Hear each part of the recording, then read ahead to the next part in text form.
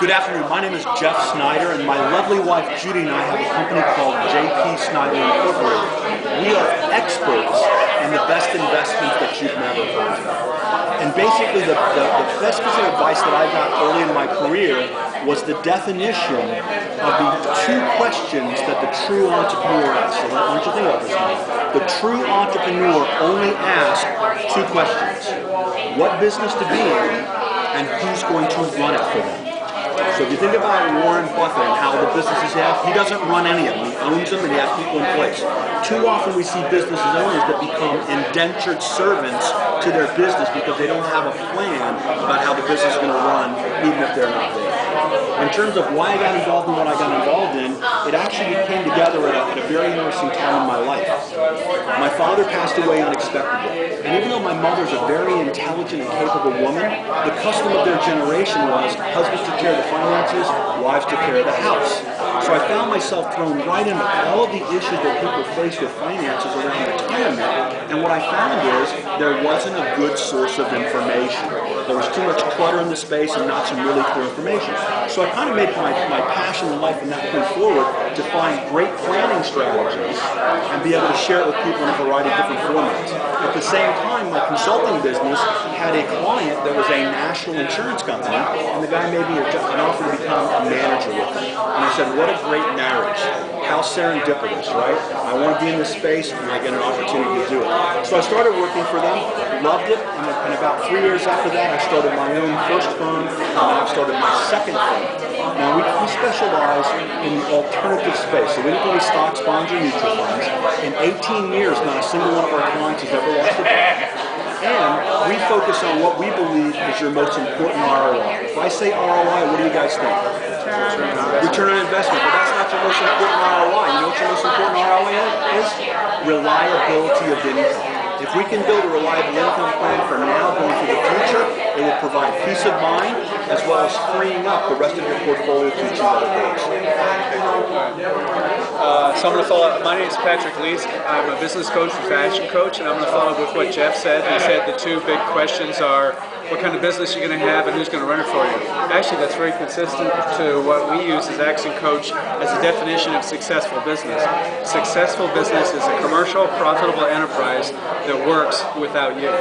How could that be? Because you have the people and systems in place to run it. But what piece of advice I want to share with you? It's advice from my dad. So my dad was from the greatest generation, D-Day, been through a lot. His advice was when the going gets tough, the tough get going.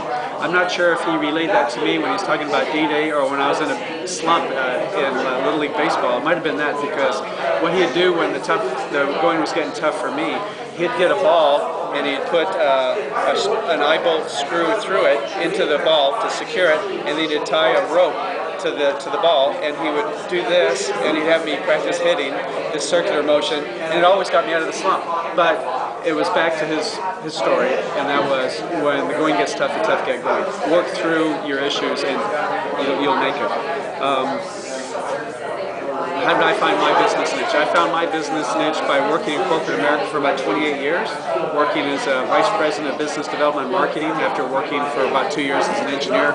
Decided engineering wasn't right for me, so I got into marketing, business development, did that, but I found that I wasn't being fulfilled and I didn't get challenged the way I wanted.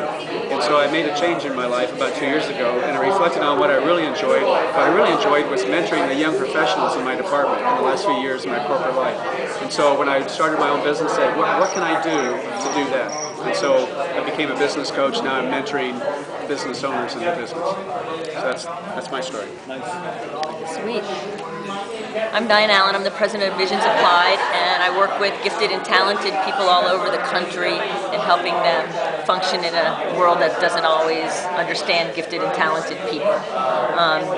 So greatest advice was to work full 100%, give your best at all times with full non-attachment to the outcome. Nothing ever turns out like you think it's going to look. So do not be attached to the outcome for any reason, and put all of your effort into it. Be all in at all times. And so it works for me to do that, so I do that. And it was from a friend of mine who struggled with non-attachment herself. Like I would give her lesson back to her all the time. It's kind of funny.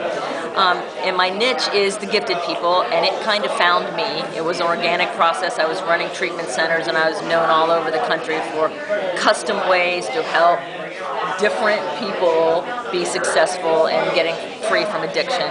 And then one group said, well, will you help us? You know, help us afterwards, do this afterwards. And it just kept stepping and stepping, and now I work with musicians and professional athletes and people who really don't have a natural peer group. And so I'm the person they go to help them sort their lives out.